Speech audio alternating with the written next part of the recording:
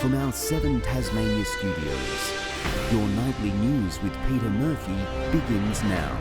There are fears for the state's economic future after the release of a new data showing a slowing in growth. It could get worse too, with massive renewable energy projects stalling, putting Minister Guy Barnett on the back foot.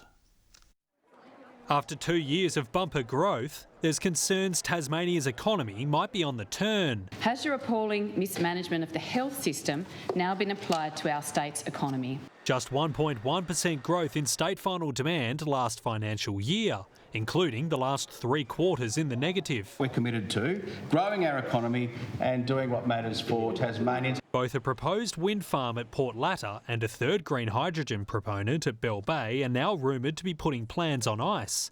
The energy market operator now saying there's no new generation expected to come online in the next decade. Isn't your failure to land projects like this part of the reason why Tasmania's economy is actually shrinking? We will work with all of our proponents to get the best results for Tasmania. Despite locking in a new funding deal for Marinus and announcing a place in the manufacturing and installation queue had been locked in, the Energy Ministers faced relentless questioning this week, probed over why he couldn't reveal cost estimates last month when ordered to, with a push to refer him to the Privileges Committee. Quote, had commercially sensitive information been released prior to the conclusion of the contract negotiations, it would have compromised the project. We've all seen the way he refuses to answer questions and we're sick of it. I think this is nothing more than a Labor stunt. An electric end to Energy Week. Josh Duggan, 7 Tasmania News. And that motion to refer the Energy Minister has just been put to a vote moments ago. We're joined by state political reporter Josh Duggan. Josh, what's actually happened? Murph, Guy Barnett has been referred to the Privileges Committee. The motion passed in the last half hour with the support of independents John Tucker and Lara Alexander.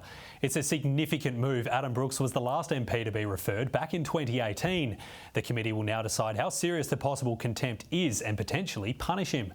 It's another sign of how precarious the minority government is and just how willing the opposition and crossbench are to flex their muscle. Murph? Thanks, Josh. Plenty going on there.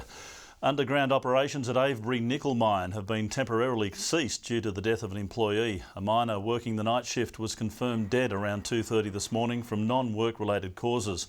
The company says the worker had been with Avery since May and was a well-loved and respected member of the team. The company has extended condolences to the family and offered support to staff. It comes a day after the mine went into voluntary administration. A gunman is on the run in the state's north following an overnight shooting in Norwood. Police say shots were fired through the window of a home on Penkwhite Road shortly after midnight. One resident was inside at the time but thankfully wasn't injured. It's believed the attack was targeted, but police are yet to track down those responsible. Anyone with information, of course, is urged to contact Crime Stoppers.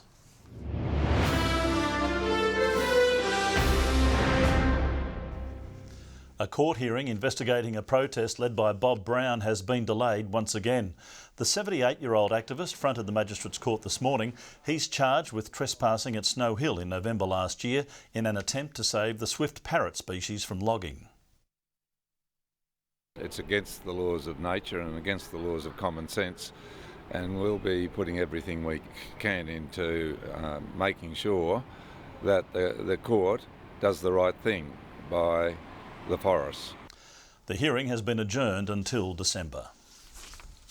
Meanwhile, a federal government cash injection to help 2 of Tasmania's most threatened species has been slammed by environmental activists. Millions will be spent to help boost Maugean skate and swift parrot numbers, but critics say compared to what's needed, the funding is just a drop in the ocean. September 7 is a day Tasmanians remember with sadness. The last known thylacine died in 1936, with that date now marking National Threatened Species Day. Protect Australian plants and animals, the habitats they called home. Tasmania's Maugean skate and swift parrot are currently 2 of the most threatened animals in the country. Both have received support packages to reverse the trend. More than $1 million will be invested to restore swift parrot habitat and remove predators, while $2.1 million will go towards boosting the skate population. Establishing a captive breeding program so we can protect these unusual creatures. The minister's commitments were swiftly criticised. The Greens say the solution to the skate decline lies below Macquarie Harbour. The Threatened Species Committee advice was very clear. Eliminate or significantly reduce salmon aquaculture in Macquarie Harbour. While one of Tasmania's leading conservationists says the swift parrot can't survive as long as their habitat is being chopped down. The swift parrot situation at the moment is one of the most disgraceful in Australia. It is known by all of these people that their habitat's been destroyed and it is being totally ignored. Bob Brown giving the minister some free advice. Having an environment minister with the gumption to stand up for the environment and get the destroyers out of it. Meanwhile, the city of Hobart is doing its bit to protect endangered animals on the domain. Logs from invasive plants are being hollowed out to become habitat. Already seeing the benefits of this work through the increased populations of bandicoots and bedongs and wallabies and other creatures. John Hunt, 7 Tasmania News. The Department of Health has defended a letter sent to Royal Hobart Hospital patients about their discharge. Issued during the period of increased demand, it asked patients to make arrangements for their scheduled discharge. It's a shameful and cold-hearted thing to do for people who are at their most vulnerable. Patients who are receiving cancer treatment, who receive a letter on their dinner tray.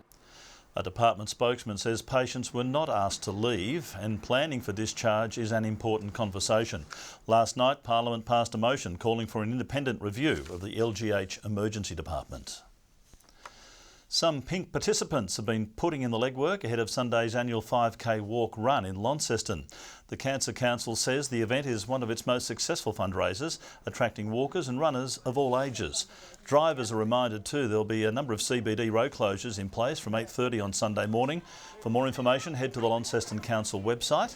And for those wishing to support the pink cause, it's not too late to take part. Registrations close online tomorrow. The state government has celebrated the 1-year anniversary of its My Home program, which has given more than 200 Tasmanians a fighting chance in the housing market. The initiative is supported by the Bank of Us and allows applicants the option of buying or building a property with as little as 2% deposit.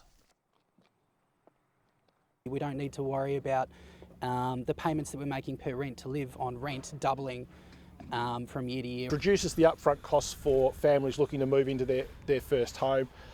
Reduces the amount they need in a deposit, which in turn allows them to have slightly lower repayments. More than 1,000 applications were received in the first year. After a drier than usual winter, authorities are turning their attention to the fast approaching bushfire season. More than 100 members of the state's firefighting agencies have come together, pleading with Tasmanians to prepare ahead of time. Ready to keep Tasmania safe in the summer heat. Emergency personnel joining forces, preparing for what could be the busiest season in years. We're expecting an above average fire season, and that means probably 4 or 5 days of total fire bans. Fires that will impact on communities. It increases our awareness to be prepared that an event can happen at any time given the right conditions on the right day. A drier and warmer winter setting up the perfect storm. Most of Tasmania has just experienced its warmest winter on record, with record-breaking mean temperatures throughout winter. The Bureau warning the state may swelter through summer. There's a high chance that parts of Tasmania will experience unusually dry and unusually warm conditions for the rest of this year and into summer. Tasmanians are being put on notice early. The community urged to do its part and prepare now. It's about that preparation, making sure people are removing those fuels, making sure they have a plan in place. Adventurers also urged to follow the advice and consider the conditions as the days warm up. Not light fires where the restrictions are in place, because it only does take a small blow up and those fires can escape. Laying the groundwork to avoid a burning disaster. Victoria Easto, 7 Tasmania News.